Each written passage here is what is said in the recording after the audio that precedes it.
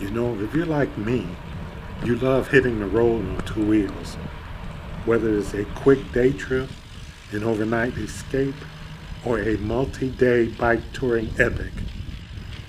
But we all know any ride can throw an unexpected curveball at you. And one of the biggest, the weather. I've been in just about all of it. Unexpected heavy rains, howling winds, humid heat that just zaps your energy, even blowing snow. And living here in Michigan, you know that we can see a 40-degree temperature change in less than 12 hours. How you prepare for these events can literally make or break your ride. What really motivated me to talk about weather apps and preparation was a couple of incidents that happened recently. Just a few weeks ago, a tornado struck an RV and bike camping park around 11 p.m. This reminded me of the 2024 Bentonville Bike and Bike Festival, where a tornado destroyed the festival site at 2 a.m. on a Saturday morning. Behind that, there was flash flooding that cut off access to downtown. This isn't just about discomfort, folks. It's about safety.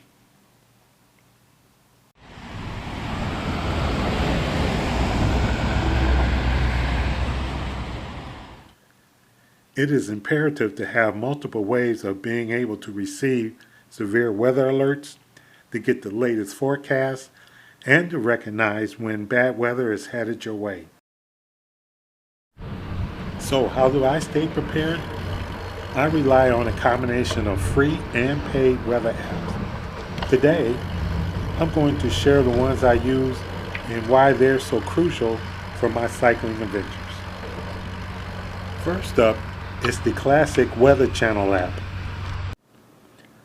I primarily use this for a general look at the weather and radar in my surrounding area. It's great for a quick overview and seeing the broad weather patterns. Simple, reliable, and usually your first stop. The free version of the Weather Channel does not give you live up-to-date information.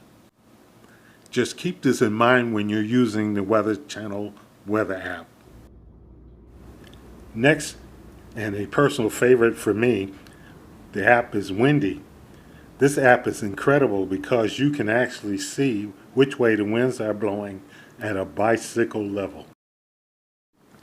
That's a game changer when you're planning a ride and want to avoid brutal headwinds along the way. Plus, on the desktop version, you can even connect to weather cameras around in your area. This gives you real-time visual information.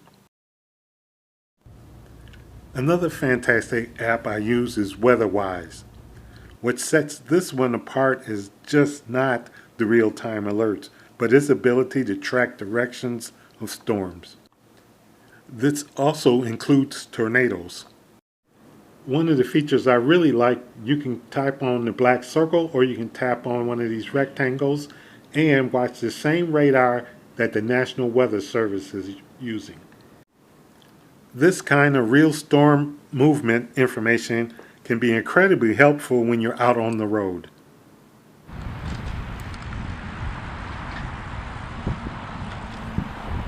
Weatherwise also provides access to weather cameras and even storm chasers, giving you a very dynamic view. Beyond dedicated weather apps, I also highly recommend watching Ron Hall's YouTube Weather Channel. His team of meteorologists often provide warnings and impending severe weather before the National Weather Service does. And here's the kicker. He's connected to literally hundreds of live storm chaser feeds. This allows Ryan to capture just about every large storm across the country as it happens. It's an incredible resource for staying informed. Now, for those who want the absolute most up-to-date professional-grade radar data, there are subscription services. I personally use Radar Omega. This is the same radar systems most TV stations and professional storm chasers use. It is directly connected to the National Weather Service, giving you live information as it happens. I personally do not use Radar Scope, but I do know several serious bike tours and backpackers that use this app. It too provides up-to-the-minute weather data. A simple visual cue is to remember, the darker the cloud, the more moisture they contain, and the darker the clouds also means that it's rapidly building and getting angry. This is the time to take notice.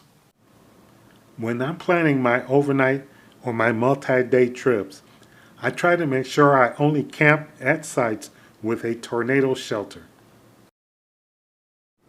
Surprisingly, usually the restrooms at many campgrounds is where the shelter is located. Do not try to shelter under any bridges or overpasses during a tornado.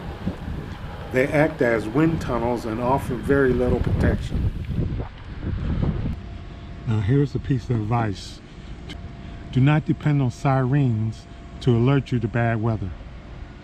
With recent cuts to the National Weather Service, the Storm Prediction Center, and NOAA, that has impeded forecasting. This also has affected communication between the National Weather Service and local emergency management. An alert should come to your phone before you hear the sirens, but this is not always the case. I'm suggesting you rely on your eyes, rely on your senses, rely on your instincts to tell you when bad weather is approaching. This will be your first line of defense, especially if you're in a forested area. Have multiple ways of getting alerts.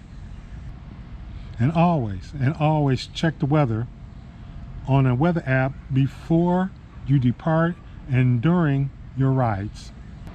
So to recap, you do not have to be a meteorologist to know what's going on. You should be able to look at the clouds and make a determination on whether you need to seek shelter.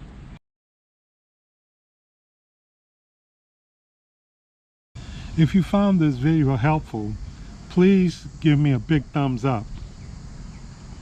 Don't forget, if you haven't subscribed, please subscribe to the channel. It helps me more than you know. You can also check out my other riding adventures if you click right here. And if you're bike touring right now or just out on a weekend adventure, please let me know what app you're using in the comments below. Remember, stay safe out there, my friends, and keep your adventures going.